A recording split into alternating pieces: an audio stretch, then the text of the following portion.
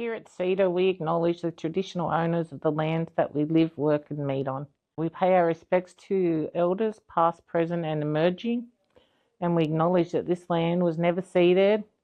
This land always was and always will be Aboriginal land. Welcome to the CDAH Peers Podcast. This is a space for peers to chat about what matters to us. You'll meet peers from Community Disability Alliance Hunter, or CDAH. Sharing lived experience with peers and allies. This series is all about human rights. Some of these topics are challenging. So we will make sure there is a clear warning for each episode. So you can make a decision that's right for you. So come and join the conversation because there's Nothing about us without us. When was the last time you felt genuinely included? Do you remember what it felt like? Or maybe you can't remember a time when you felt what it was like to be included in a way that was natural and where you felt valued. Hi, I'm Kath Marnie and welcome to the CDAH Peers Podcast. In this episode, CDAH peer Ashe talks to Naomi Curry. Naomi is on the board of CDAH and also represented CDAH at the Hunter Community Alliance Founding Assembly. In this conversation, they talk about inclusion, which is a human right, to be included in all sorts of spaces, from schools to hospitals, cafes to nightclubs, sporting venues to theatres, to be included in the planning and using of these spaces and places. A word of warning. This episode explores what it's like not to be included in lots of different parts of life. They talk about not being included in medical settings and in decisions, and this may raise some issues. Now, let me introduce your host, Ashe.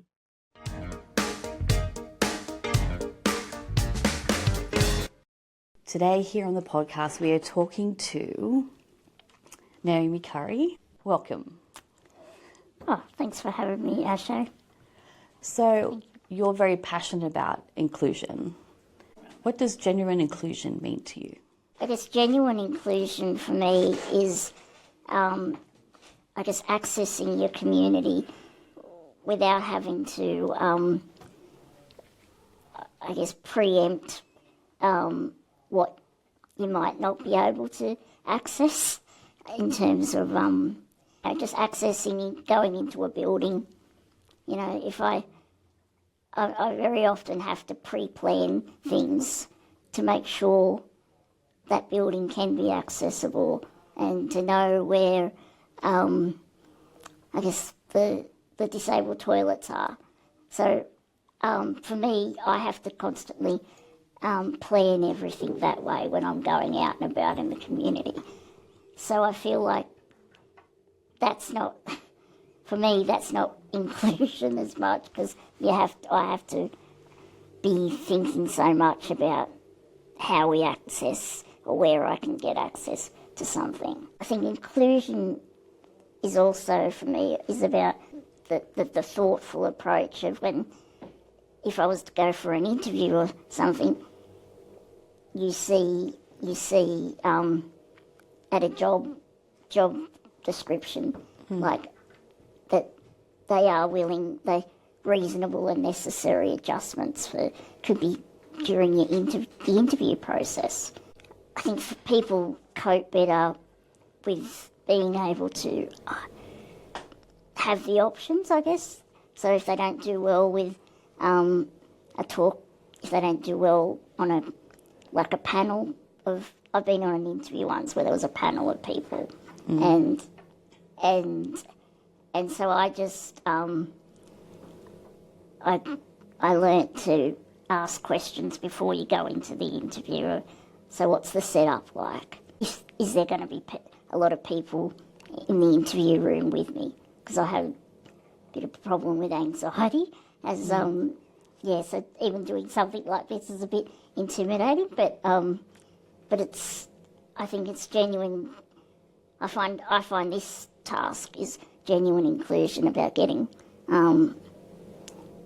our thoughts and experiences out there to educate the community. That can influence the community in a younger generation to make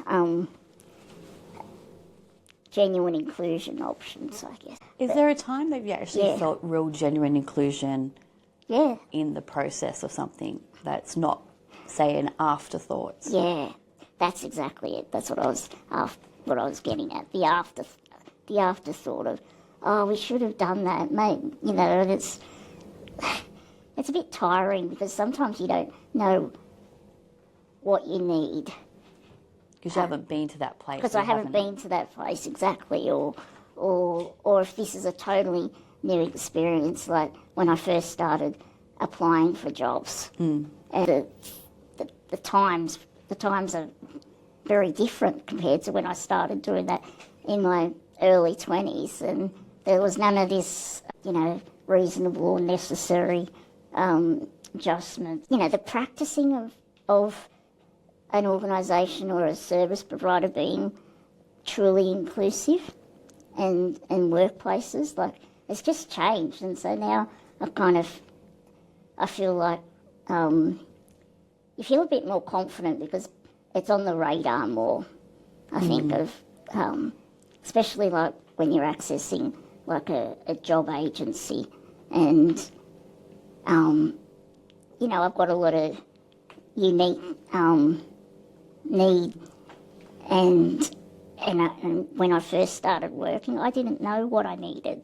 So very often you kind of struggle because you're trying to find your feet and trying to go in the right direction. I guess it's a form of masking, I guess, in terms of putting, oh, everything's good, I'm coping, and because you have the fear of if they see I'm not coping, then, you know, it might not work out because you have is it like a trial period? Yeah, the trial periods that are usually 3 to 6 months. Yeah, and then I've had it where they've pulled the pin on me, you know, because I had quite a few. There were times when I had to have medical leave, and I feel when you're truly included is you feel safe enough in a workspace to disclose however much you want to disclose about your disability. And for me, it was my mental health. And this was like early 2000s, and I was so fearful about disclosing like my mental health struggles because I saw my mother go through the same thing. And her employment provider sort of forced her hand in having to retire early unnecessarily. So I guess that really, my mother's experience has really impacted me in terms of when I'm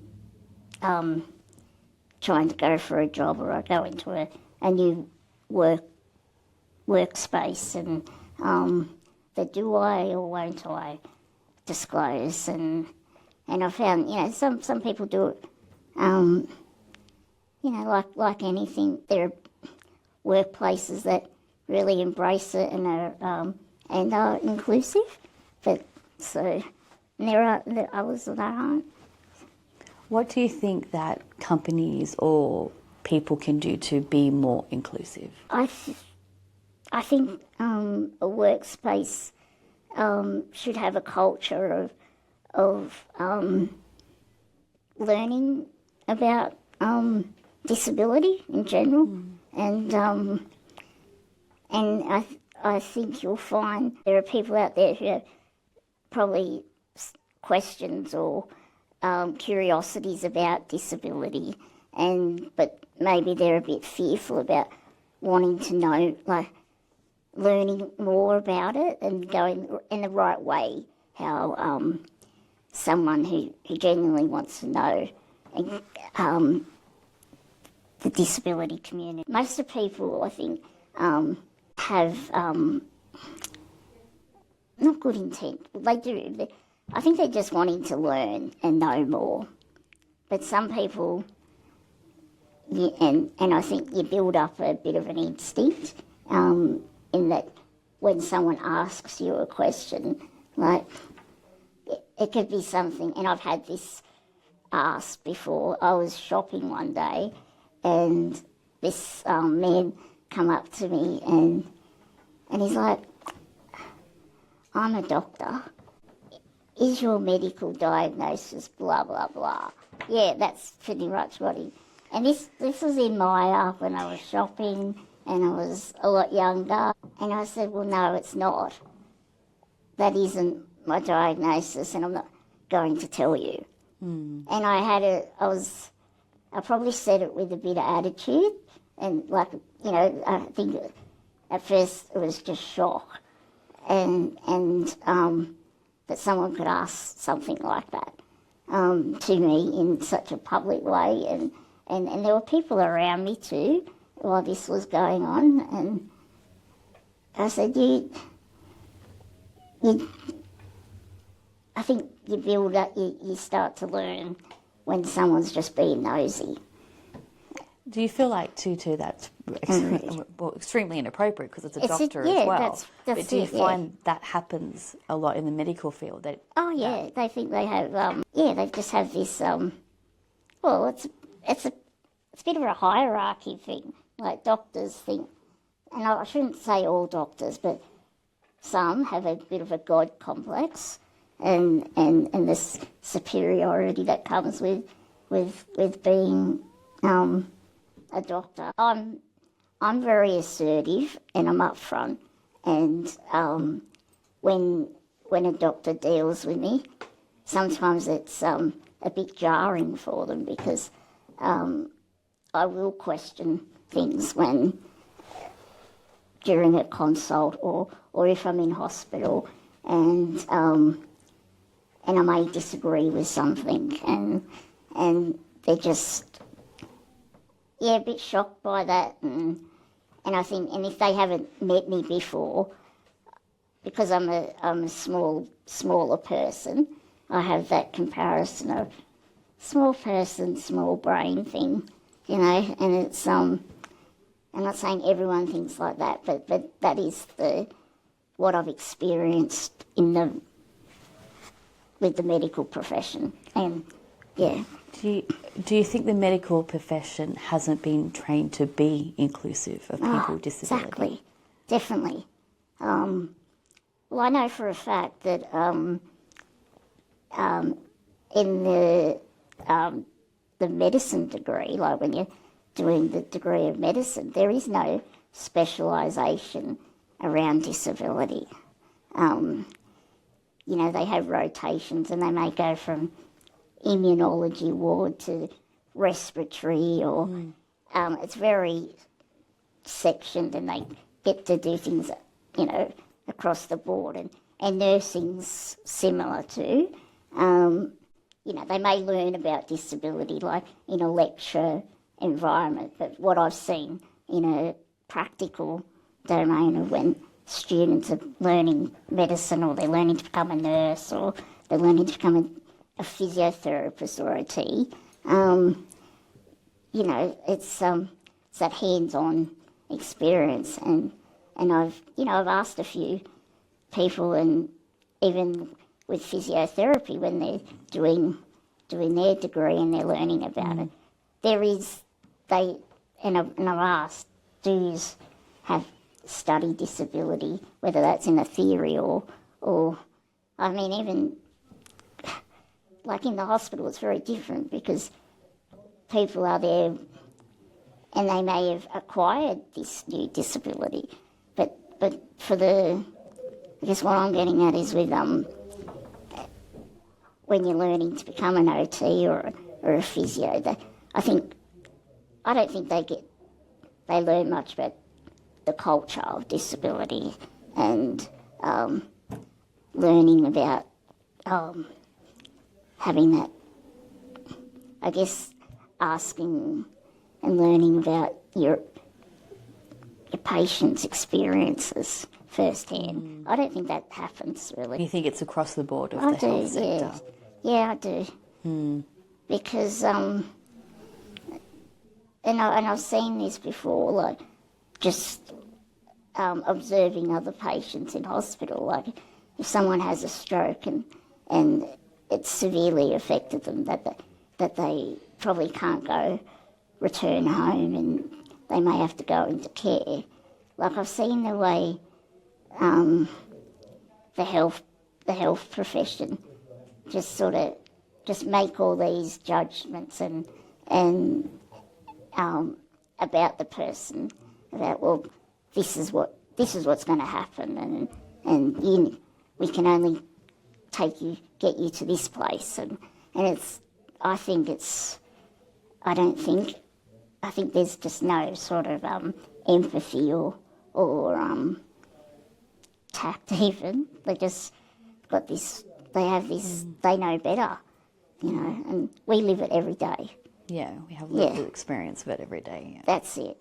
I think that the lived experience, I don't think they value it as much. I do think they underestimate personal experience and lived experience of disabilities and the barriers you face going through multiple aspects of life, in different places and different sectors and so forth. It is. What do you think the health sector can do to improve inclusiveness? I think it needs to start at education.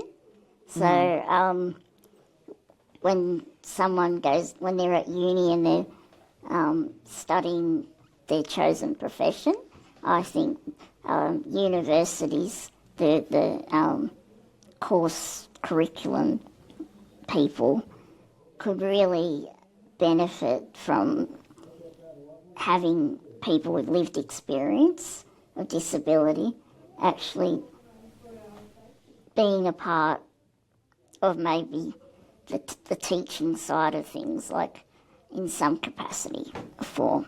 So, I think students actually listening to people with lived experiences of disability would be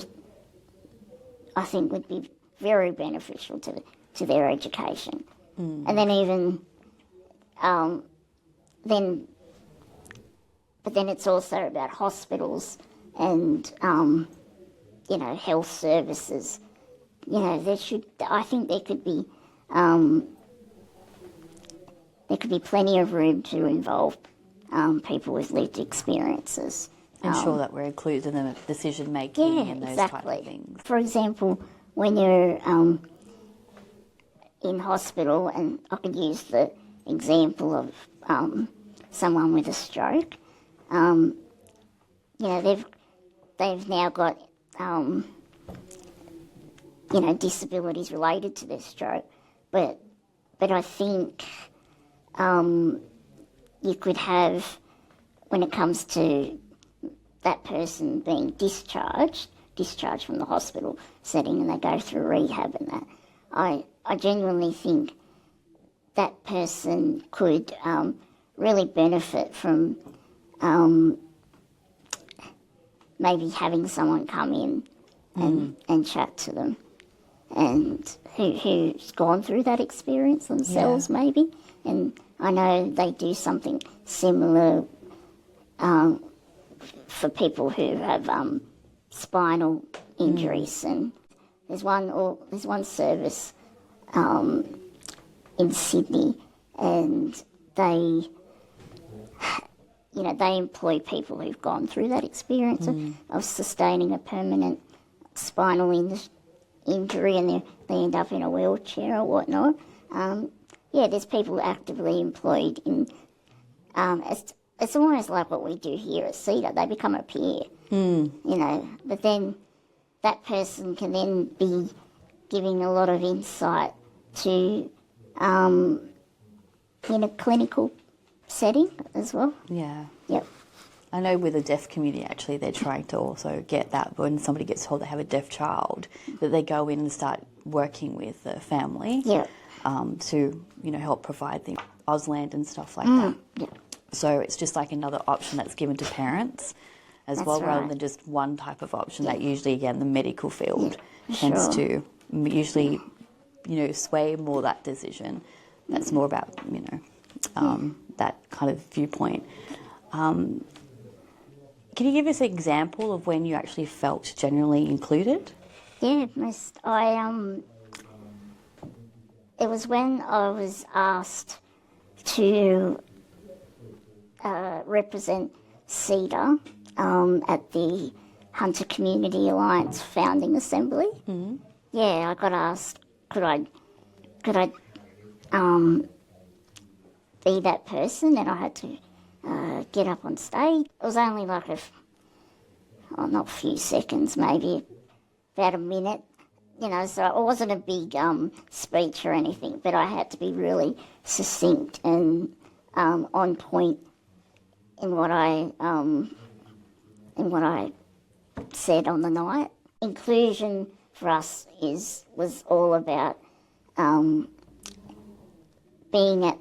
having a seat at that table, and at the beginning, not as an afterthought or something like a mere formality that organisations or whatnot just tick a box. Oh yeah, we've done that.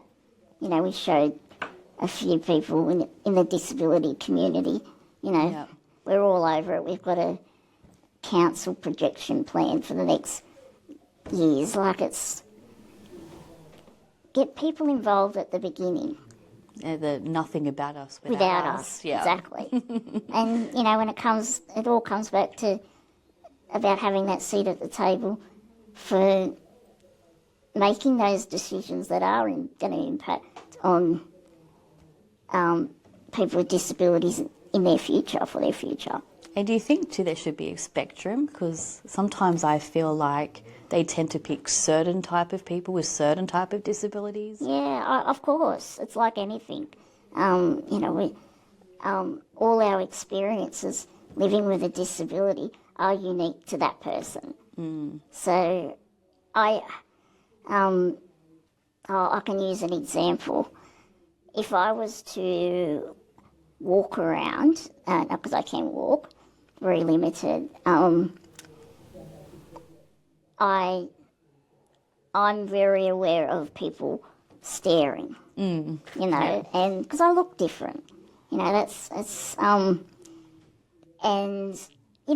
had instances where people have called out and said things, but if I'm in a wheelchair, yes, I still get looked at, but there's not much engagement. Well, I shouldn't say it's engagement when someone calls out, but I don't get the obnoxious and it's abuse, so yeah, I don't cop that. Yeah. But a lot of people, who are short-statured people experience that a lot. And they're ridiculed and... God bless you. That's what I got. Yes, that's more than a I've few had occasions. that too. Yeah, you got the God bless you. Yes, yeah. yes. Oh, you're moving. You moved really well. Yes, so you worked that really well. How do you find things? They think that's inclusion. Because I've actually had some people who've sort of run up to me. They may be preaching in a public venue, like I'll use an example of Newcastle Mall, Hunter Street Mall, and I was 14 or 15, and I was out with my girlfriends, and you're 15. I was at that stage where I just want to blend in, and I can't blend in with the way I look, but I thought I could, and I was just there shopping with my friends, and we got surrounded by this big group, and they asked me, could they lay their hands on me and pray for me, God, if you just if you love God, He loves you, and you can live a better life, kind of more or less saying, they came across as, it was really pitiful, like a pity.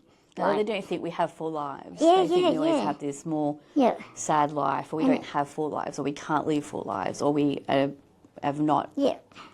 understanding or accepting ourselves. Yeah. And then they use the word heal. We can heal you.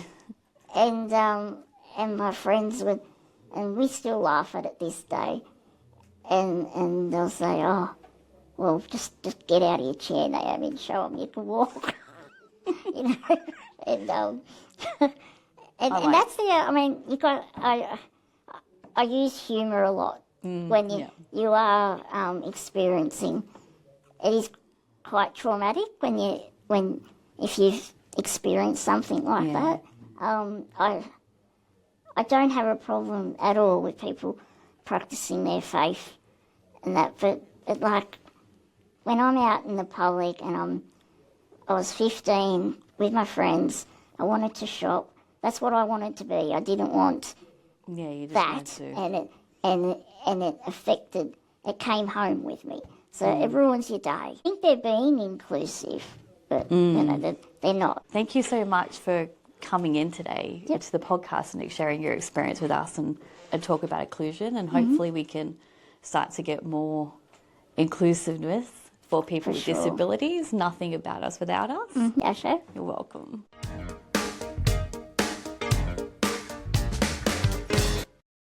I hope you enjoyed this episode of the CDAH Peers Podcast on inclusion. Thanks to Ashe and Naomi for a conversation which really highlights the importance of lived experience and for us to have a seat at the table. I'm CDAH Peer Kath Marnie, looking forward to joining you next time on the CDAH Peers Podcast. Thank you for joining us on the CDAH Peers Podcast. This podcast has been made by peers at the Community Disability Alliance Hunter. If you've enjoyed this conversation, you can follow us and subscribe so you don't miss an episode. We aspire to best practice, and that's why this podcast is made in many accessible formats. If you would like to learn more about this podcast and CDAH, head to cedah.org.au/podcast. Technical production by Tim.